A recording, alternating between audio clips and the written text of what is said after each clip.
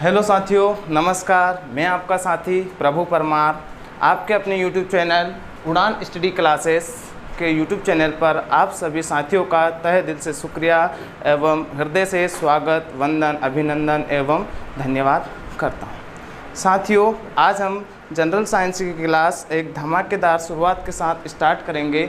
जो हमारी general science की क्लास होगी उसमें आज साइंस का बेसिक इंट्रोडक्शन पढ़ेंगे। ठीक है, साइंस के बारे में, साइंस का भूत, भविष्य और वर्तमान सारा आपको आज यहाँ बता दिया जाएगा। ठीक है, चलो क्लास स्टार्ट करने से पहले एक मोटिवेशनल लाइन जिससे हमें एक पॉजिटिव एनर्जी मिलेगी। मोटिवेशनल लाइन ये है कि जब टूटने लगे हौसला तो ये याद रखना कि बिना मेहनत के हासिल तख्ते ताज नहीं होते, बिना मेहनत के हासिल तख्ते ताज नहीं होते। ढूंढ लेना अंधेरों में भी अपनी मंजिल, ढूंढ लेना लॉकडाउन में भी अपनी मंजिल, क्योंकि जुगनू कभी रोशनी के मोहताज नहीं होते, जुगनू कभी रोशनी के मोहताज नहीं होते। ठीक है, माँ सरस्वती के चरणों में नमन। क्लास स्टार्ट करने से पहले मैं आपको बता दूं, जो साइंस होता है, साइंस ये किसी भी एग्ज़ाम, चाहे एसएससी हो, अपनी एमपीपीएससी, एमपीएसआई, एमपी पुलिस, पटवारी या जीएनएसटी, पीएनएसटी, अन्य प्रतियोगिता परीक्षा में जो साइंस का स्कोप रहता है मिनिमम 20 से 30 नंबर का स्कोप हमारा किसका रहता है? साइंस का रहता है। ठीक है, साइंस को हम 3 भागों में पढ़ेंगे। उससे पहले मैं आपको बता दूं जो क्या पढ़ना है, हमें स्टार्ट कहाँ से करना है। पहले एग्जाम में क्वेश्चन कहाँ से बनते थे? अपने डेली लाइफ साइंसेस। कहाँ से? Daily life science. अभी डेली लाइफ साइंस से क्या होता है दोस्तों? तो डेली लाइफ साइंस का मतलब होता है दैनिक, क्या होता है? दैनिक जीवन विज्ञान। दैनिक जीवन विज्ञान। अभी दैनिक जीवन विज्ञान से क्या तात्पर्य है? यहाँ से कैसे क्या क्वेश्चन पूछे जाते हैं सर, जरा ये बताइए। तो मैं आपको बता दूं कि दैनिक जीवन विज्ञान में ऐसे रिलेटेड होते हैं जैसे हम उन चीज़ों का दैनिक मतलब डेली उपयोग करते हैं। जैसे आपको दे दें, हम किस चीज़ का उपयोग करते हैं? जैसे दूध का क्या हम डेली उपयोग करते हैं। ठीक है, यहाँ से कैसे क्वेश्चन बनते हैं? सबसे पहले दूध में कौन सी शर्करा पाई जाती है? तो दूध में कौन सी शर्करा पाई जाती है? लैक्टोज शर्करा पाई जाती है। कौन सी शर्करा पाई जाती है? लैक्टोज शर्करा पाई जाती है। ठीक है, अगर लैंग्वेज चेंज करके पूछ सकता है तो ऐसे पूछ सकता है कि मिल्क शुगर किसे कहते हैं? मिल्क शुगर किसे कहते हैं? तो मिल्क शुगर भी किसे कहते हैं? लैक्टोज को ही मिल्क शुगर कहा जाता है। ठीक है, उसके बाद यहाँ से क्वेश्चन कैसे पूछे जा सकते हैं कि दूध है, दूध से दही किससे बनता है? तो दूध से दही एक जीवाणु होता है। कौन सा जीवाणु का नाम क्या होता है? लैक्टोबैसिलस जीवाणु। लैक्टोबैसिलस जीवाणु या लैक्टोबैसिलस बैक्टीरिया के कारण क्या होता है? जो दूध होता है, दूध को पहले शाम को गर्म किया जाता है, उसको ठंडा किया जाता है, फिर उसके बाद जो हमारे पास पहले से दही या छाछ का कुछ पार्टिकल रहता है, उसको दूध में डाल देते हैं। उसके बाद देखते हैं तो अगले दिन पूरा दूध किस में परिवर्तित हो जाता है? दही में ही परिवर्तित हो जाता है। तो वो किसके कारण होता है? लैक्टोबैसिलस जीवाणु के कारण होता है। ठीक है, ये लैक्टोबैसिलस जीवाणु क्या करता है? ये लैक्टोबैसिलस जीवाणु लैक्टोज शर्करा से क्रिया करके क्या बनाता है? लैक्टिक अम्ल बनाता है। क्या बनाता है? लैक्टिक अम्ल बनाता है। ठीक है, अब यहाँ से क्वेश्चन पूछे जा सकते हैं कि दही में कौन सा अम्ल पाया जाता है? लैक्टिक अम्ल पाया जाता है। साथियों, यहीं से क्वेश्चन बनते एग्जाम में। प्रीवियस क्वेश्चन एग्जाम के पेपर उठा के देखना, तब पता चलेगा। तो ये क्या है? डेली लाइफ साइंसेस के क्वेश्चन बनते हैं। ठीक है, अगला क्वेश्चन पूछ लिया जाता है कि दूध जल में विले है या अविले?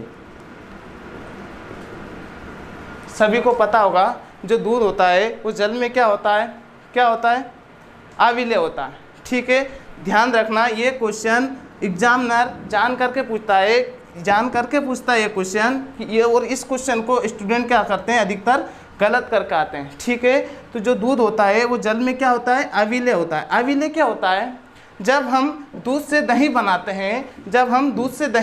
हैं तो जो दूध होता है वो किस में परिवर्तित हो जाता है, दही में परिवर्तित हो जाता है, और पानी क्या हो जाता है, अलग हो जाता है। ठीक है, दूध का दूध और पानी का पानी अलग हो जाता है। तो इस कारण क्या होता है, जल में जो दूध होता है वो क्या होता है, दूध में जल क्या होता है, अविलेय होता है। ठीक है, इसको विलेय मत कर देना। हम सोचते हैं कि दूध में थोड़ा सा जल डाल देते हैं तो वो दूध ही रहता है, ऐसा कुछ नहीं है साथियों।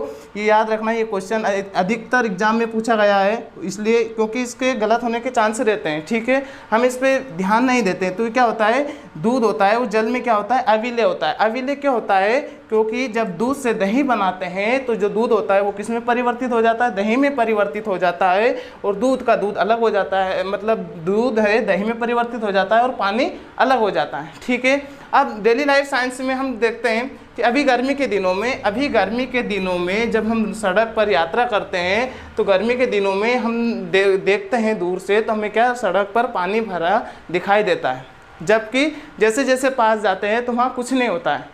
तो किसके कारण होता है, पूर्ण आंतरिक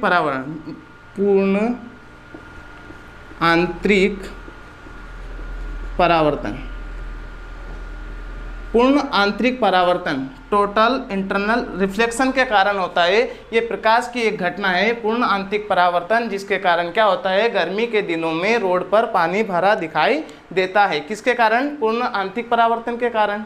ठीक है, हम बात करते हैं डेली लाइफ में, जैसे हम तारे, ठीक है, तारे रोज देखते हैं तो क्वेश्चन यहाँ से पूछ लिया जाता है कि तारों का टिमटिमाना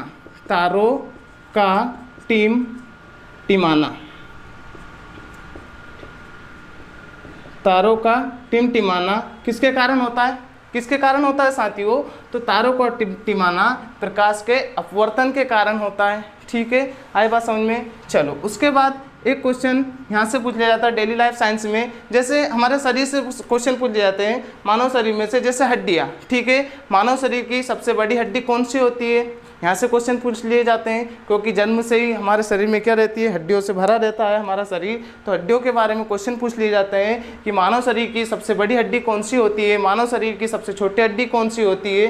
ठीक है, यहाँ से क्वेश्चन पूछ लिए जाते हैं। साथियों, बात को आगे बढ़ाते हैं और बात करते हैं साइंस की। तो डेली लाइफ साइंस, ठीक है, यहाँ से क्वेश्चन बनते हैं, लेकिन क्या है, कंपटीशन का दौर है। उसमें क्या है, कंपटीशन के दौर में एग्ज़ाम का लेवल काफ़ी हद तक बढ़ चुका है। तो मेरा सब्जेक्ट इतना सीधा साधा भी नहीं है कि डेली लाइफ साइंस से ही क्वेश्चन बनते हैं पर टोटल क्वेश्चन नहीं बनते हैं। ठीक है, आई बात समझ में। चलो, तो बात करते हैं, बात को आगे बढ़ाते हैं साइंस सब्जेक्ट की। ये तो था डेली लाइफ साइंस। अब जो होता है साइंस के बारे में विशेष चर्चा करेंगे।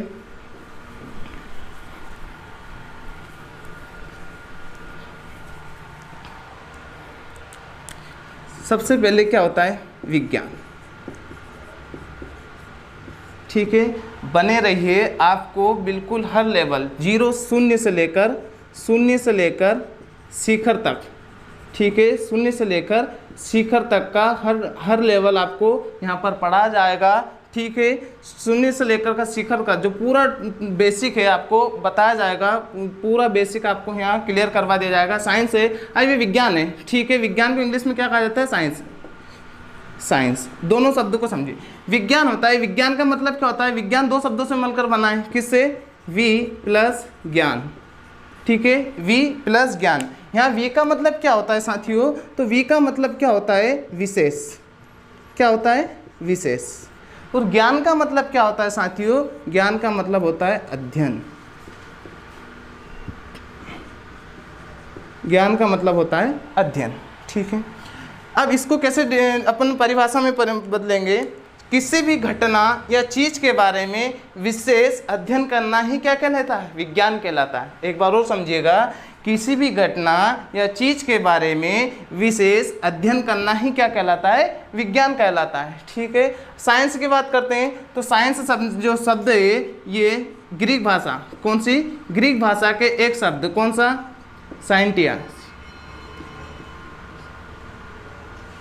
साइंटिया से मिलकर बना होता है। ठीक है, इस शब्द का अर्थ होता है, क्या होता है, टू नो। टू नो का मतलब होता है जानना। ठीक है, क्या मतलब होता है, जानना। जो विज्ञान है, विज्ञान को साइंस कहते हैं, साइंस ग्रीक भाषा के एक शब्द साइंटिया से मिलकर बना होता है, इसका मतलब होता है टू नो, मतलब जानना। ठीक है, चलो, साइंस का पितामह किसे कहा जाता है, क्वेश्चन यहाँ से बनते हैं बेसिक से। साइंस का पितामह किसे कहा जाता है, तो साइंस का पितामह अरस्तु को कहा जाता है। किसे कहा जाता है, अरस्तु को ही कहा जाता है। ये बात थी साइंस के बारे में बेसिक चर्चा। अब क्लास को अपनी को आगे बढ़ाते हैं, बात करते हैं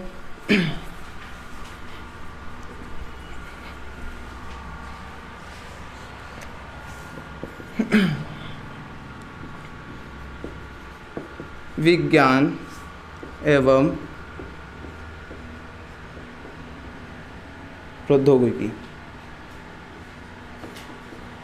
विज्ञान एवं प्रौद्योगिकी। ठीक है, साइंस को कितने भागों में डिवाइडेड किया गया है, विज्ञान एवं प्रौद्योगिकी, साइंस एंड टेक्नोलॉजी को कितने भागों में विभाजित किया गया है, इसको 3 भागों में विभाजित किया गया है। 3 भाग कौन कौन से हैं, सबसे पहले हम बात करते हैं किसकी, एक भाग होता है जीव विज्ञान,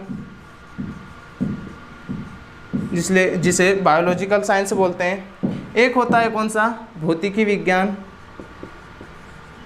भौतिकी विज्ञान, इसको बोलते हैं फिजिकल साइंस। एक होता है कौन सा हमारा, प्रौद्योगिकी, टेक्नोलॉजी, टेक्नोलॉजी, प्रौद्योगिकी। ठीक है, जो अब बात आगे करते हैं, साइंस होती है, साइंस या जीव विज्ञान, जीव विज्ञान है जो हमारा बायोलॉजिकल साइंस है, ये आगे जाके कितने भागों में विभाजित हुआ, आगे जाके 2 भागों में विभाजित हुआ। ये 2 भाग कौन कौन से हैं, सबसे पहला होता है कौन सा, जंतु विज्ञान, जंतु विज्ञान को बोलते हैं जूलॉजी। एक कौन सा होता है, वनस्पति विज्ञान,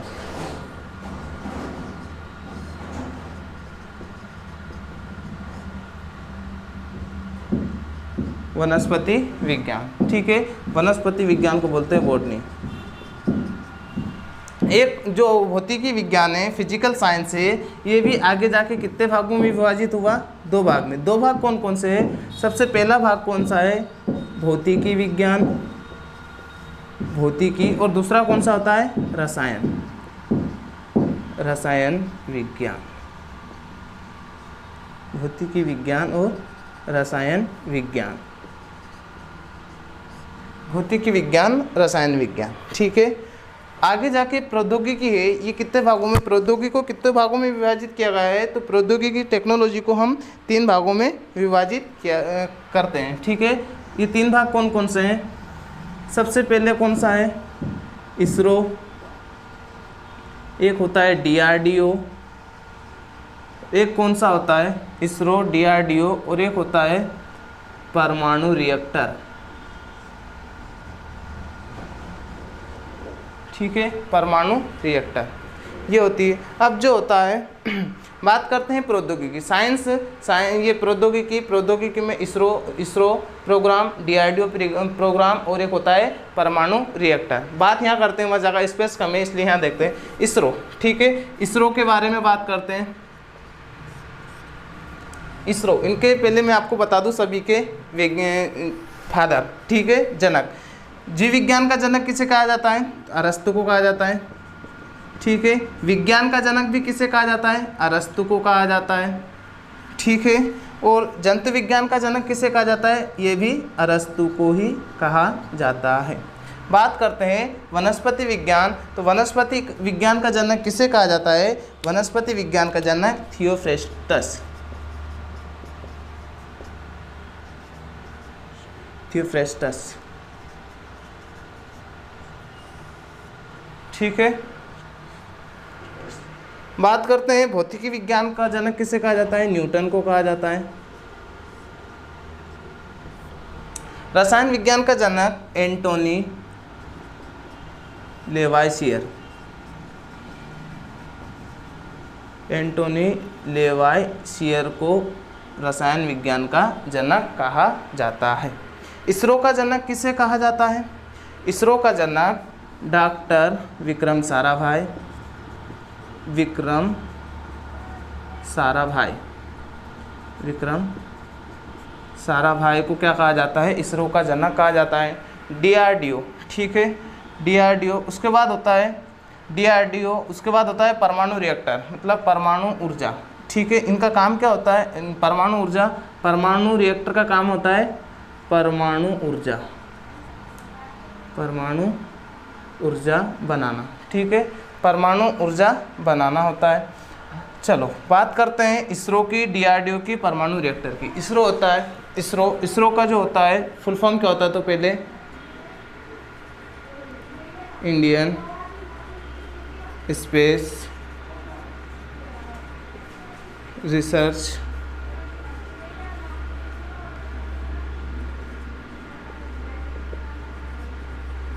ऑर्गेनाइजेशन होता है। इसरो का फुल फॉर्म क्या होता है, तो इंडियन स्पेस रिसर्च ऑर्गेनाइजेशन होता है। इसका मुख्यालय कहाँ है, इसका मुख्यालय, ठीक है, इसका मुख्यालय कहाँ है, तो इसका मुख्यालय कहाँ है, तो कर्नाटक की राजधानी, कर्नाटक की राजधानी बेंगलुरु, ठीक है, बेंगलुरु में है, ठीक है। इसरो की स्थापना कब हुई थी, इसकी स्थापना, इसरो की स्थापना कब हुई थी, तो 15 अगस्त 1969 को इसरो की स्थापना हुई थी।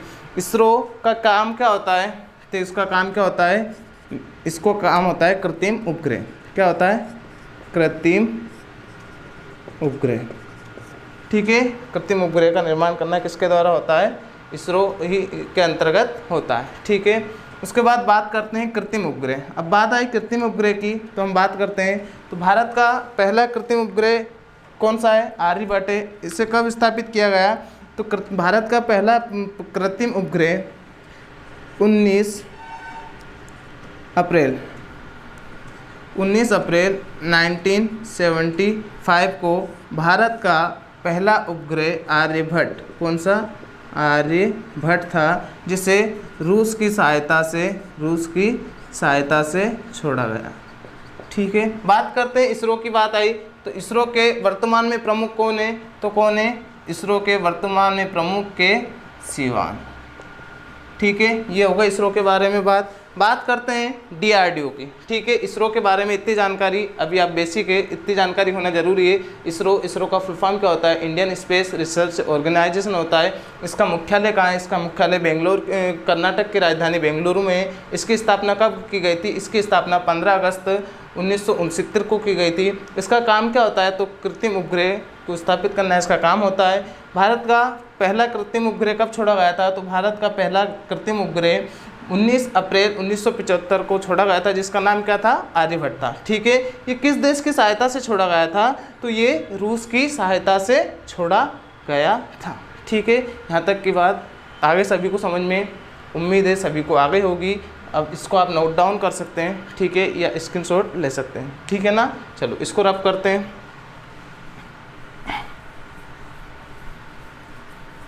बात करते हैं डीआरडीओ की, ठीक है, किसकी, डीआरडीओ की। इसके बारे में बात करेंगे, पर वो बता दूं अभी थोड़ा सा बेसिक आपको, डीआरडीओ, ठीक है। डीआरडीओ होता है, इसका सबसे पहले फुल फॉर्म एग्जाम में पूछ लिया जाता है, तो क्या होता है, डिफेंस रिसर्च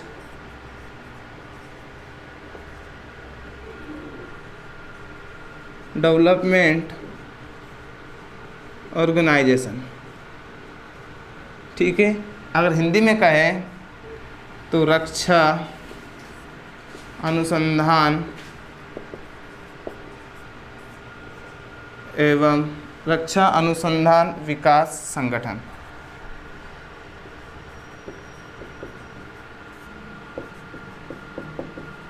रक्षा अनुसंधान विकास संगठन, ठीक है। इसको हिंदी में कहा जाता है, इंग्लिश में से बोलते हैं डीआरडीओ। डीआरडीओ का फुल फॉर्म क्या होता है, डिफेंस रिसर्च डेवलपमेंट ऑर्गेनाइजेशन, ठीक है। डीआरडीओ की स्थापना कब की गई थी, डीआरडीओ की स्थापना कब की गई थी, तो डीआरडीओ की स्थापना 1958 को की गई थी, ठीक है।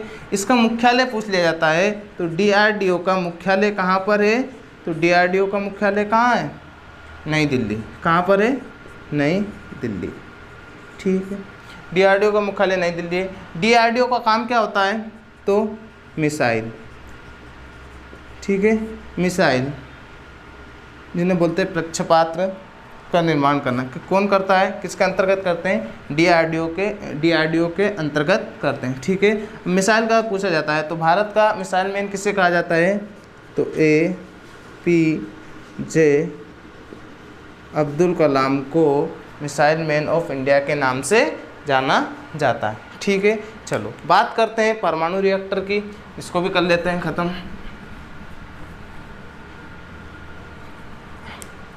क्या होता है परमाणु रिएक्टर? परमाणु रिएक्टर का काम क्या होता है? परमाणु ऊर्जा, परमाणु ऊर्जा बनाना, ठीक है, या परमाणु ऊर्जा का उत्पादन करना। ठीक है, बात आती है परमाणु ऊर्जा निगम की स्थापना या परमाणु ऊर्जा विभाग की स्थापना कब की गई थी? तो परमाणु ऊर्जा विभाग की स्थापना 10 अगस्त 1948 को की गई थी। ठीक है, जो परमाणु ऊर्जा कार्यक्रम होते हैं ये किसकी अध्यक्षता में सफल होते हैं? तो ये प्रधानमंत्री की अध्यक्षता में ये सफल होते हैं। अब पूछ लिया जाता है कि भारत का जो पहला परमाणु रिएक्टर कौन सा है? तो भारत का पहला परमाणु रिएक्टर कौन सा है? अप्सरा है। कौन सा? अप्सरा भारत का पहला परमाणु रिएक्टर है। ठीक है, बात करते हैं कि भारत ने पहली बार परमाणु परीक्षण कब किया गया था? भारत में पहली बार परमाणु परीक्षण कब किया गया था? भारत में पहली बार परमाणु परीक्षण इंदिरा गांधी जी के शासनकाल में। कब? 18 मई, पहली बार 18 मई 1974 को राजस्थान के पोखरण से पहली बार भारत में परमाणु परीक्षण किया गया था। ठीक है, उसके दूसरा परमाणु परीक्षण इसके 24 साल बाद, ठीक है, इसके 24 साल बाद, ठीक है, इसके 24 साल बाद कब?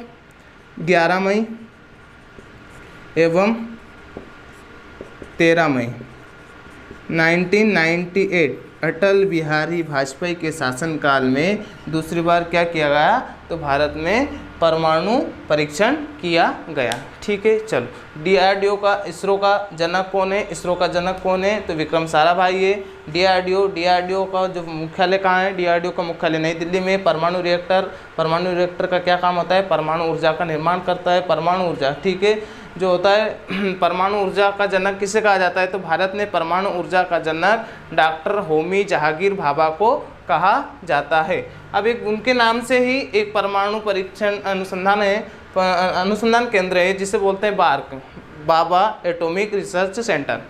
ठीक है, क्या होता है? बार्क होता है।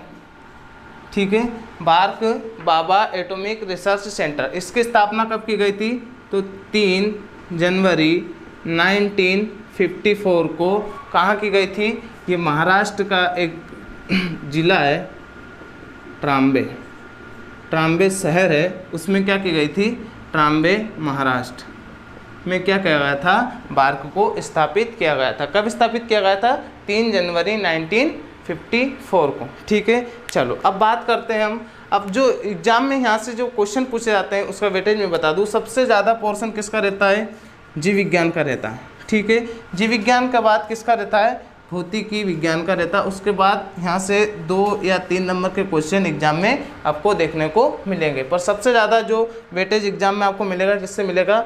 जीव विज्ञान से, उसके बाद भौतिकी विज्ञान से, उसके बाद आपको टेक्नोलॉजी से क्वेश्चन देखने को मिलेंगे। ठीक है, चलो जीव विज्ञान जो आज हम बेसिक इंट्रोडक्शन में देखा हमने, उसमें सबसे पहले स्टार्ट करते हैं जीव विज्ञान का बेसिक इंट्रोडक्शन। ठीक है, आप इतना सारा नोट डाउन कर सकते हैं, स्क्रीनशॉट भी ले सकते हैं, ज़्यादा टाइम वेस्ट नहीं होगा।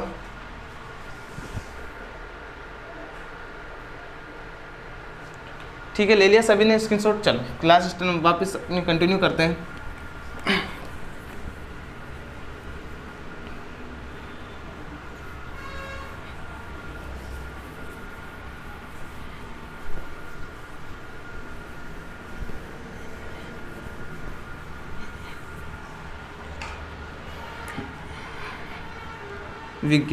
विज्ञान में कौन सा पोर्शन करेंगे अपन? सबसे पहले आज जीव विज्ञान। कौन सा? जीव विज्ञान, क्योंकि सबसे ज़्यादा जो क्वेश्चन बनते हैं वो कहाँ से बनते हैं, जीव विज्ञान। ठीक है, जीव विज्ञान को इंग्लिश में बोलते हैं बायोलॉजी, बायोलॉजी। ठीक है, अब जो बायोलॉजी शब्द है ये दो शब्दों से मिलकर बना है। ठीक है, दो शब्दों से मिलकर बना है। सबसे पहले क्या होता है, एक तो बायोस और एक होता है क्या, लोगोस। ठीक है, बायोस का मतलब क्या होता है, सजीव। क्या होता है, सजीव। क्या होता है, सजीव। और यहाँ लोगोस का अर्थ क्या होता है, अध्ययन। अब क्या होता है जीव विज्ञान में, विज्ञान की वहाँ शाखा जिसके अंतर्गत सजीवों का पूर्ण अध्ययन किया जाता है उसे क्या कहते हैं, जीव विज्ञान कहते हैं। एक बार और समझो, विज्ञान की वहाँ शाखा जिसमें सजीवों का पूर्ण अध्ययन किया जाता है उसे क्या कहा जाता है, उसे बायोलॉजी कहा जाता है। ठीक है, चलो अब ये जीव विज्ञान शब्द है, ये जीव विज्ञान का पितामह, जनक किसे कहा जाता है, तो जीव विज्ञान का जनक, विज्ञान का जनक भी कौन है, अरस्तु है। कौन है साथियों, अरस्तु। और यहाँ जीव विज्ञान का जनक भी कौन है, अरस्तु है। कौन है, अरस्तु है। ठीक है, जबकि जीव विज्ञान शब्द का नामकरण क्या, जंतु विज्ञान, सॉरी, जीव विज्ञान शब्द का नामकरण किसने किया, तो ये दो वैज्ञानिक, एक तो है लेमार्क प्लस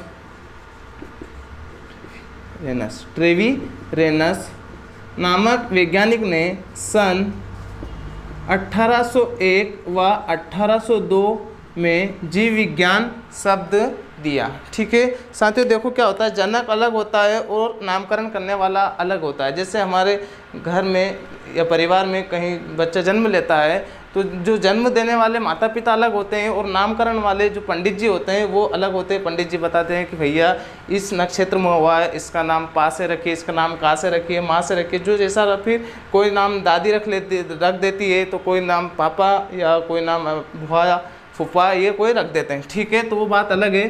अब कभी कभी क्या होता है कि जनक भी एक ही होते हैं और नामकरण या नामकर्ता भी एक ही होते हैं। तो यहाँ क्या है, यहाँ जीव विज्ञान के जनक कौन है, अरस्तु है। और जीव विज्ञान का जो नामकरण दिया है वो लेमार्क एवं ट्रेवी रेनस नामक दो वैज्ञानिक ने सन 1801 व 1802 में जीव विज्ञान शब्द दिया। ठीक है, जीव विज्ञान का अर्थ क्या होता है, तो विज्ञान की वह शाखा जिसमें सजीवों का पूर्ण अध्ययन किया जाता है क्या कहलाता है, जीव विज्ञान कहलाता है, बायोलॉजी कहलाता है। ठीक है, अब जो बायोलॉजी है ये आगे जाके कितने भागों में विभाजित हुआ, आगे जाके दो शाखाओं में विभाजित हुआ। ठीक है, कौन कौन सी, एक तो हुई जूलॉजी,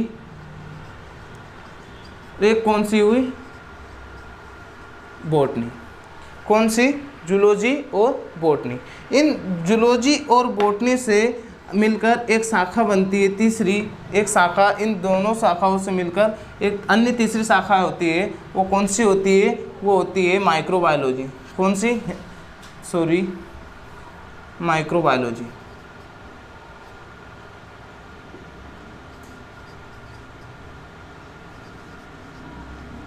माइक्रोबायोलॉजी। ठीक है, जूलॉजी है, जूलॉजी का जनक किसे कहा जाता है, अभी मैंने बताया जूलॉजी का जनक, यहाँ देख, यहाँ जगह नहीं, स्पेस नहीं, इसके कारण यहाँ आपको समझा दूँ मैं। जूलॉजी, ये जूलॉजी है, ये कितने शब्दों से मिलकर बना है, ये दो शब्दों से मिलकर बना है। कौन सा, सबसे पहले एक तो होता है जू और एक होता है कौन सा, लॉजी। जू का मतलब क्या होता है, आपने देखा होगा जू को, जैसे चिड़ियाघर है, चिड़ियाघर में हम देखते हैं वहाँ अलग अलग प्रकार के जीव जंतु रहते हैं, उनको देखते हैं। तो जू का मतलब होता है जंतु। क्या होता है, जंतु। ठीक है, तो लॉजी का मतलब क्या होता है, अध्ययन। ठीक है, तो इसका मतलब क्या होता है, तो विज्ञान की वहाँ शाखा जहाँ पर जंतुओं का अध्ययन किया जाता है उसे क्या कहते हैं, जूलॉजी कहते हैं। एक होता है कौन सा, जूलॉजी। जूलॉजी का जनक कौन है, कौन है जूलॉजी का जनक, अरस्तु।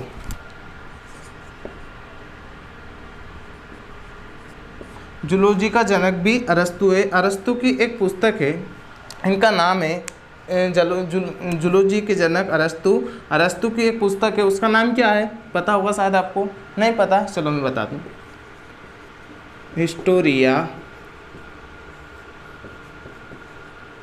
एनिमेलियम। क्या है? हिस्टोरिया एनिमेलियम। अरस्तु की एक पुस्तक है, उसका नाम क्या है? हिस्टोरिया एनिमेलियम। अब हिस्टोरिया का मतलब क्या होता है? हिस्ट्री का मतलब क्या होता है? इतिहास।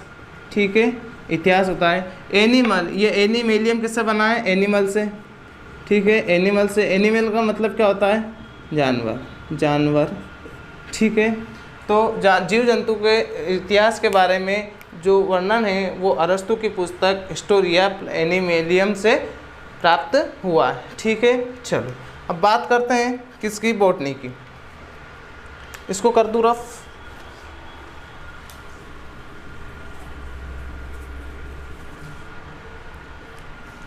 बात करते हैं बॉटनी। ठीक है, बॉटनी शब्द किससे मिलकर बना है? तो बॉटनी शब्द होता है वो बोटेन से मिलकर बना होता है। किससे? बोटेन। ग्रीक भाषा के एक शब्द बोटेन से मिलकर बना है। इस बोटेन का मतलब क्या होता है? इस बोटेन का मतलब होता है बूटी। बूटी कौन सी? जड़ी बूटी। ठीक है, कौन सी? जड़ी बूटी। ठीक है, तो जो होता है बोटनी के जनक कौन है? अभी हाल बताया था गाइस, कौन है? थियोफ्रैक्टस।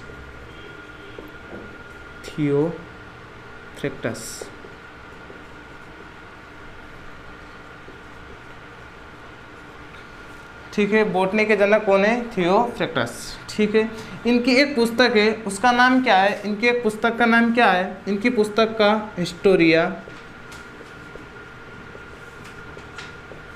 इनने हिस्टोरिया तो रखा और एनिमल को हटाया और क्या रख दिया? प्लांटेनेरम।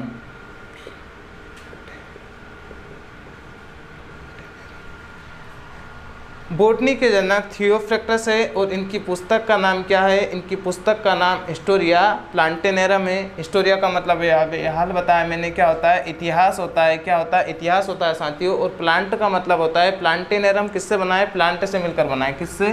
प्लांट से। क्या बना है? प्लांटेनेरम होता है। और इस प्लांट का मतलब क्या होता है?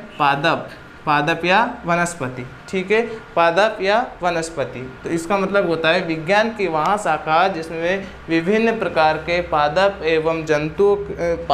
एवं वनस्पतियों के बारे में जो हमें जानकारी प्राप्त होती है वो किससे होती है? विज्ञान की शाखा बॉटनी से होती है। ठीक है साथियों, चलो बात करते हैं अब आगे साइंस की प्रमुख शाखा। आज जो हमारा बेसिक इंट्रोडक्शन है वो किस पर आधारित है? किस पर डेडिकेट है? सारा का सारा साइंस के इंट्रोडक्शन पर ये पूरा बेसिक इंट्रोडक्शन होता है। ठीक है, तो अब हम बात आगे बढ़ाते हैं और साइंस की अन्य शाखा होती है उनके बारे में विशेष चर्चा करते हैं। इतना सारा नोट डाउन कर लो, स्क्रीनशॉट ले लो, सबसे बढ़िया रहेगा। हो गया, चलो रफ करते हैं इसको।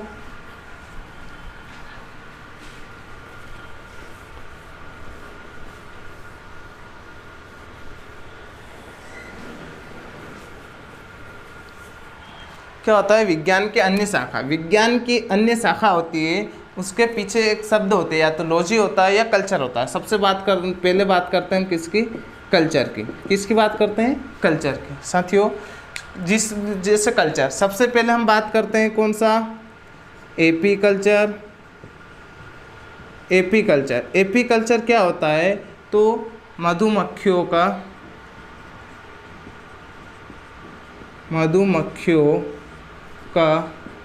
अध्ययन। मधुमक्खियों का अध्ययन क्या कहलाता है? तो मधुमक्खियों का अध्ययन क्या कहलाता है? एपीकल्चर कहलाता है। द स्टडी ऑफ बीस। ठीक है, मधुमक्खियों का अध्ययन क्या कहलाता है? एपीकल्चर कहलाता है। ऐसे एक होता है कौन सा? सेरीकल्चर। कौन सा? सेरीकल्चर। अब यहाँ मधुमक्खी आ गई। एक लाख का कीट होता है जिसे बोलते हैं रेशम कीट। ठीक है, तो रेशम पालन को क्या कहा जाता है? रेशम पालन को क्या कहा जाता है? सेरीकल्चर कहा जाता है। ठीक है, ये कौन सा होता है? हॉर्टिकल्चर।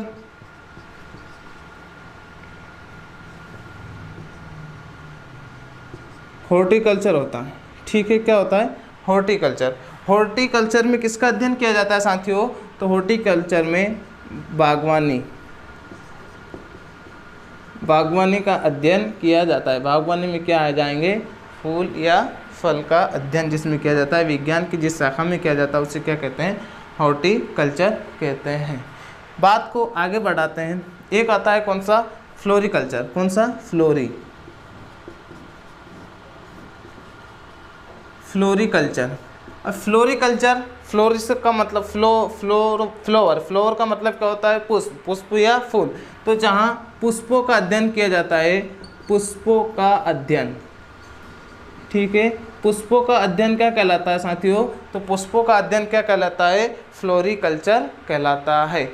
अगर एक होता है कौन सा, विटीकल्चर। विटीकल्चर में किसका, विटीकल्चर में किसका अध्ययन किया जाता है, तो अंगूर खेती का, अंगूर की खेती का अध्ययन। अंगूर की खेती का अध्ययन क्या कहलाता है, तो अंगूर की खेती का अध्ययन क्या कहलाता है, विटीकल्चर कहलाता है। एक कौन सा होता है, एक होता है कौन सा, पिसिकल्चर।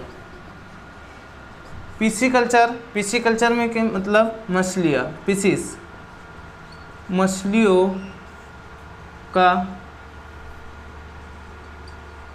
पालन या अध्ययन क्या कहलाता है, पिसिकल्चर कहलाता है। ठीक है, चलो ये तो हो गई कल्चर की बात। एक शब्द और आता है, किसी शब्द के पीछे लॉजी। ठीक है, विज्ञान की शाखा, इतना सारा नोट डाउन कर लो, स्क्रीनशॉट ले लो। ठीक है, चलो साथियों आगे बढ़ते हैं।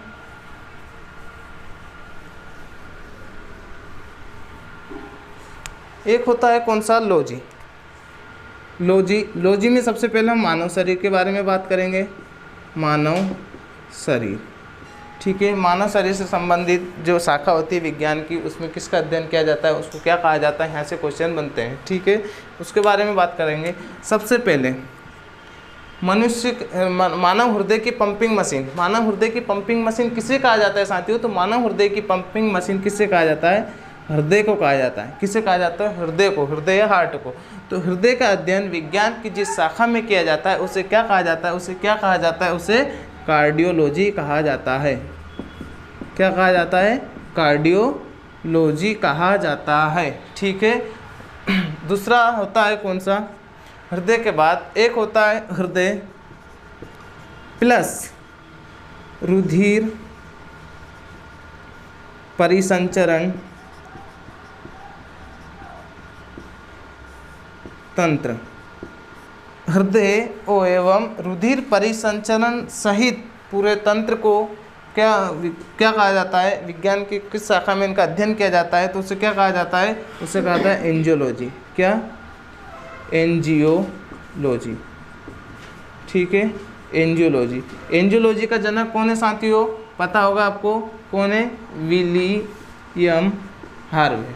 ठीक है, विलियम हार्वे को क्या कहा जाता है, विलियम हार्वे को एंजियोलॉजी का जनक कहा जाता है। अब बात करते हैं रुधिर या ब्लड। ठीक है, रुधिर या ब्लड, तो ब्लड के अध्ययन को क्या कहा जाता है, तो ब्लड के अध्ययन को क्या कहा जाता है, हीमेटोलॉजी। क्या, हीमेटोलॉजी। रुधिर के अध्ययन को क्या कहा जाता है, हीमेटोलॉजी। एक एक शब्द पर ध्यान रखना, एक एक शब्द पर क्या है, आंसर चेंज हो जाता है। अब यहाँ क्या है, हीमेटोलॉजी है, अगर यहाँ होता है हिपेटोलॉजी। कौन सा, हिपेटोलॉजी। ठीक है, हिपेटोलॉजी। जो हिपेटोलॉजी है इसमें किसका अध्ययन किया जाता है, तो एक बीमारी का नाम सुना होगा आपने, हेपेटाइटिस, जो किससे संबंधित है, जो लीवर से संबंधित है, यकृत से संबंधित है। तो हिपेटोलॉजी में किसका अध्ययन किया जाता है, लीवर का या यकृत का। यकृत का अध्ययन विज्ञान की जिस शाखा में किया जाता है उसे क्या कहा जाता है, उसे हिपेटोलॉजी कहा जाता है। इधर बात कर लेते, ब्रेन के अध्ययन को, साइंस की जिस शाखा में अध्ययन किया जाता है ब्रेन का, उसे क्या कहा जाता है, उसे क्या कहते हैं, क्या कहा जाता है, न्यूरोलॉजी कहा जाता है। क्या कहा जाता है, न्यूरोलॉजी कहा जाता है। उसके बाद बात करते हैं दंत विज्ञान। ठीक है, दांतों का अध्ययन या टीथ। ठीक है। टीथ या दांतों का अध्ययन विज्ञान की जिस शाखा में किया जाता है उसे क्या कहते हैं? ओडेंटोलॉजी। क्या? ओडेंटोलॉजी। क्या कहा जाता है? ओडेंटोलॉजी कहा जाता है। ये होती है मानव शरीर से संबंधित विज्ञान की शाखा। इसमें क्या आता है? इनका अध्ययन किया जाता है। ठीक है।